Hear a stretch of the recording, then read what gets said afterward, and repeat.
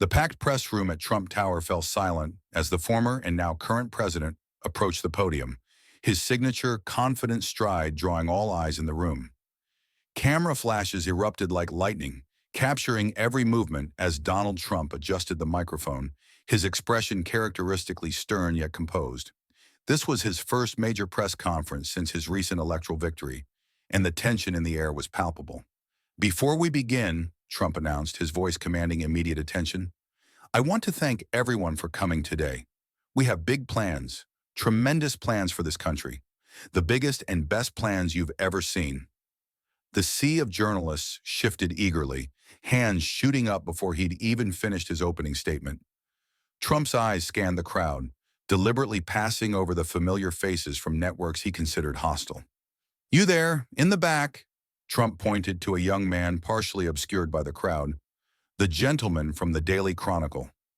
Marcus Reed couldn't believe his luck. At 28, he was one of the youngest journalists in the room, representing a mid-sized publication that rarely got called on at presidential press events. His heart pounded in his chest as he stood, notebook clutched in one sweaty palm, microphone in the other. "Mr. President," Marcus began, his voice surprisingly steady despite his nerves, "your administration has promised major economic reforms within the first 100 days. Could you elaborate on how these policies will impact middle-class Americans specifically?" Trump's eyebrows raised slightly, seemingly impressed by the straightforward question. "Great question, really fantastic question," he began, launching into his response with characteristic confidence. But Marcus wasn't listening anymore. His gaze had fixed on his phone, which was vibrating in his pocket. He'd managed to pull it out just enough to see the message from his editor. "Not getting traction. Need something bigger. Make an impact or don't come back." The words hit Marcus like a physical blow. After years of struggling to break into journalism, fighting for every opportunity, his career now hung by a thread. His mind raced as Trump continued speaking. The Chronicle was struggling financially. His editor had made it clear that without viral content, layoffs were imminent, including his position. "And that's why our economic plan is going to be phenomenal for the middle class. Just phenomenal," Trump concluded, already looking past Marcus for the next question. What happened next occurred in what seemed like slow motion to everyone in the room. As Trump began to turn away, Marcus lunged forward, ostensibly to extend his microphone for a follow-up question. His foot caught on a camera cable, sending him stumbling forward with unexpected momentum.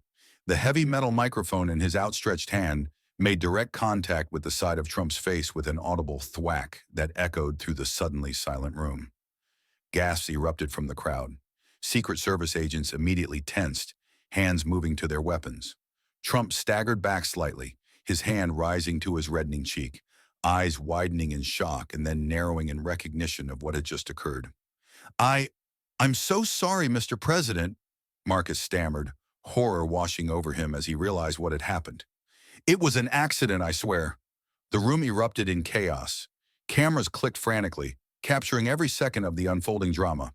Some journalists were already typing furiously on their phones, breaking the story in real time.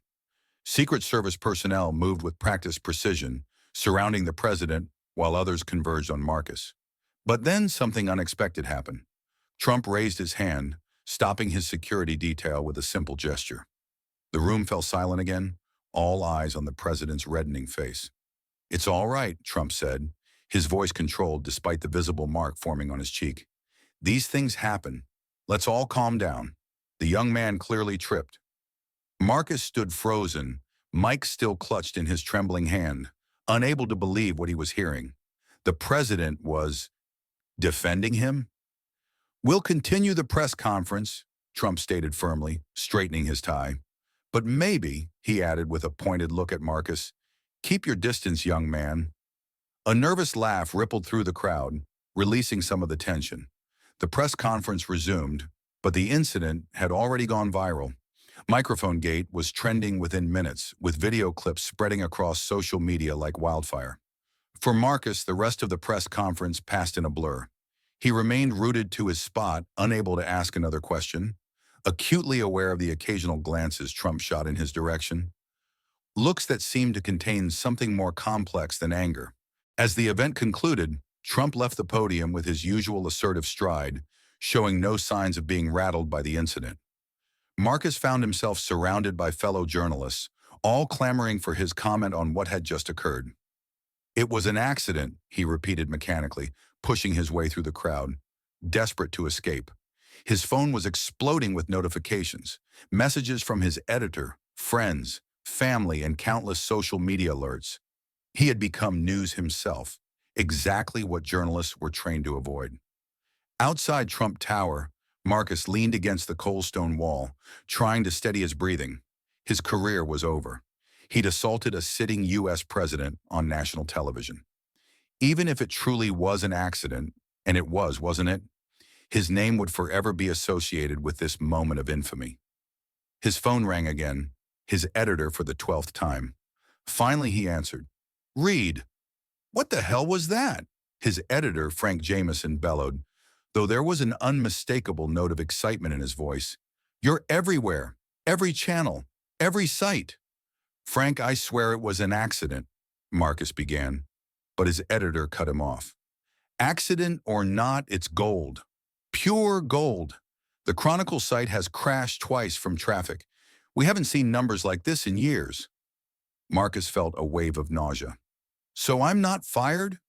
"Fired?" Frank laughed incredulously. "Kid, you just gave us the boost we needed. But listen, this is just the beginning. I need you to milk this. Interviews, your perspective, the whole 9 yards. But no buts. This is journalism in the digital age. Get back to the office. We need to strategize while this is hot." The call ended, leaving Marcus staring at his phone in disbelief. The incident hadn't ended his career. It had supercharged it, at least temporarily. But at what cost? He'd never wanted fame this way. As dusk fell over New York City, Marcus sat alone in his small apartment, watching himself on every news channel. The footage played on an endless loop. Marcus lunging forward, the microphone making contact. Trump's momentary look of shock. Pundits debated whether it was truly accidental, whether Trump's restrained response was genuine or calculated, and what it all meant for press relations going forward. His phone buzzed with a text from an unknown number. "Car waiting outside. Come alone." Marcus stared at the message, fear crawling up his spine. Was this Secret Service? Police?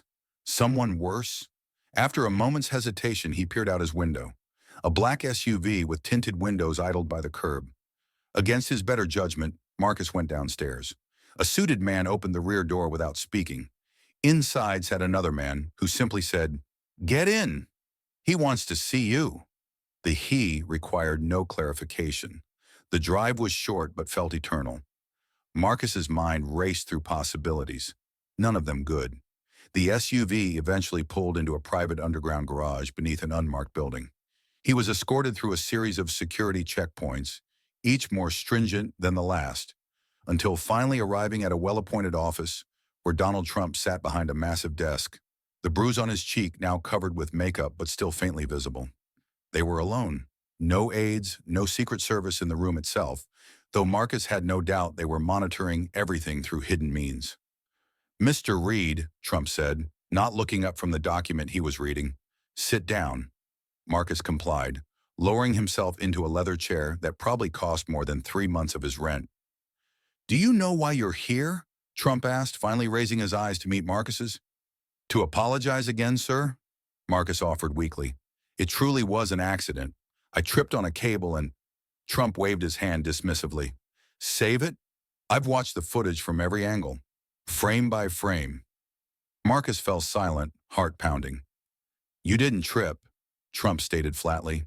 The simple declaration hung in the air between them. Marcus opened his mouth to protest, but Trump continued. "Your foot never caught on any cable. Your movement was deliberate, subtle, but deliberate. You're a better actor than you are a journalist, Mr. Reed." The blood drained from Marcus's face.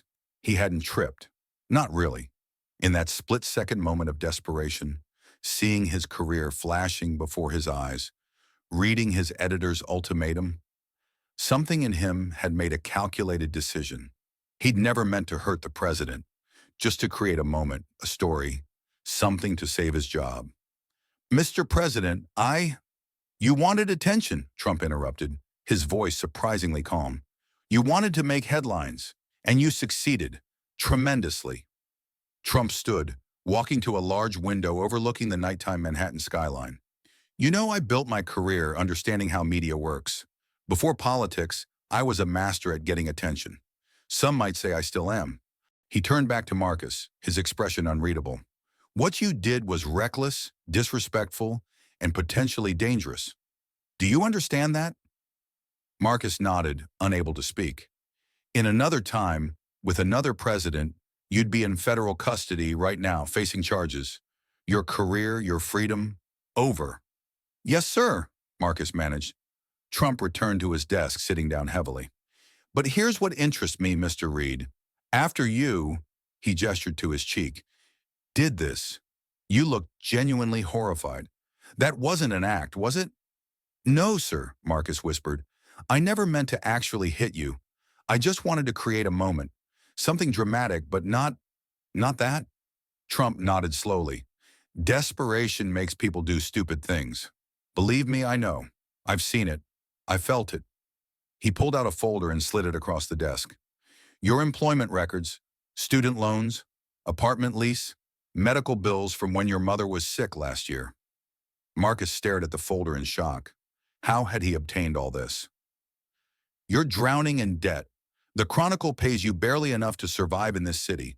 Your editor is a vulture who's threatened to fire you 6 times in the past year. Trump leaned forward. Am I missing anything? No, sir, Marcus admitted, shame washing over him. The media landscape is brutal. Clicks over content, sensation over substance. Trump's tone was surprisingly reflective. You know, we're not so different, you and I. Marcus looked up in disbelief. We both understand that perception creates reality. The difference is, I've mastered the game. You're still learning, making rookie mistakes. Trump stood again, walking around the desk to stand directly in front of Marcus. For a moment, the young journalist thought the president might physically strike him in retaliation. Instead, Trump did something unexpected. He laughed. You've got guts, kid. Stupid, but gutsy. He pointed to his cheek. And a good arm. That actually hurt. The tension in the room shifted, though Marcus remained on edge. What game was Trump playing? Here's what's going to happen, Trump continued. Tomorrow morning, I'm giving an exclusive interview. One-on-one. No other press, no handlers, just you and me. Marcus blinked in confusion. You want to give me an interview? The journalist who smacked the president getting the first exclusive after the incident? Ratings gold. Everyone will watch. Trump smiled, but it didn't reach his eyes. But here's the deal. Of course, there would be conditions. You'll ask the questions on this list. Trump slid another folder toward him. Nothing off script. In return, your little stunt gets officially labeled an accident. Case closed. And, he paused for effect. You get this. He pushed a third document across the desk. Marcus picked it up with trembling hands. It was a job offer from a major network, with a salary 5 times what he currently made. You set this up? Marcus asked, stunned. I made a call. They're eager to have the journalist, who's now a household name. Trump's expression hardened. But understand this clearly. This is both your punishment and your reward. You'll have the career you wanted, but you'll always know how you got it. And if you ever try anything like this again, or if you ever speak about our little arrangement here tonight, the threat remained unfinished but crystal clear. Do we understand each other, Mr. Reed? Marcus stared at the job offer in his hands. This was everything he'd worked for, arriving in the most unexpected and morally complicated way possible. His career saved and supercharged through a devil's bargain. Yes, Mr. President, we understand each other. Trump nodded, satisfied. Good, now, one more thing. He reached into his desk drawer and pulled out a check, sliding it across to Marcus. The young journalist's eyes widened at the amount. What's this for? He asked cautiously. Your mother's remaining medical bills. Consider it incentive for your continued discretion. Marcus stared at the check, conflict raging within him. This was bribery, plain and simple. Yet the amount would completely clear his mother's medical debt, something he'd been struggling to accomplish for over a year. Take it, Trump said, reading his hesitation. Everyone has a price, Mr. Reed. Knowing that is part of growing up in this world. After a long moment, Marcus pocketed the check. Something fundamental shifted inside him in that moment. A line crossed that he could never uncross. "The car will take you home," Trump said, returning to his seat. "Be at the White House tomorrow, 9 a.m. sharp. Don't be late. And Marcus," he added as the journalist stood to leave, "ice that wrist. Your form was terrible." As the black SUV drove Marcus back to his apartment, he sat in silence, replaying the surreal encounter in his mind. He'd gone from nearly destroying his career to securing his dream job and financial security in the span of a single day. All because of a calculated moment of recklessness and the unexpected response of a man known for his vengeful nature. The next morning, the exclusive interview aired to record viewership. Marcus Reed asked his scripted questions. Donald Trump gave his prepared answers, both men performing their roles to perfection. No mention was made of the previous night's meeting. The bruise on Trump's cheek was still visible despite makeup efforts.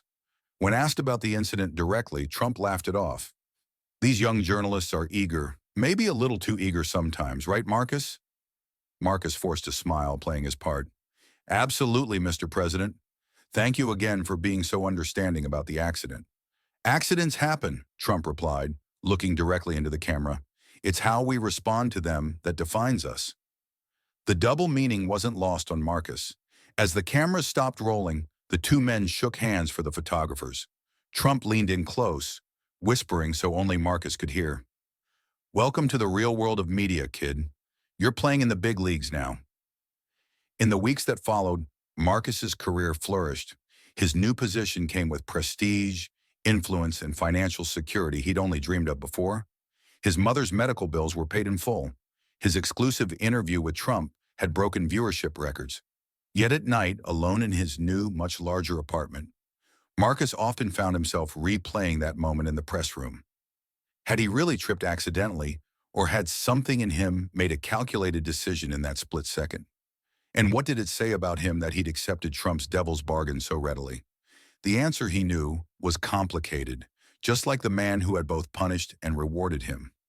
6 months later, at another press conference, Trump caught Marcus's eye across the crowded room and gave him a barely perceptible nod, a silent acknowledgement of their secret arrangement, a reminder of the debt that could never be fully repaid.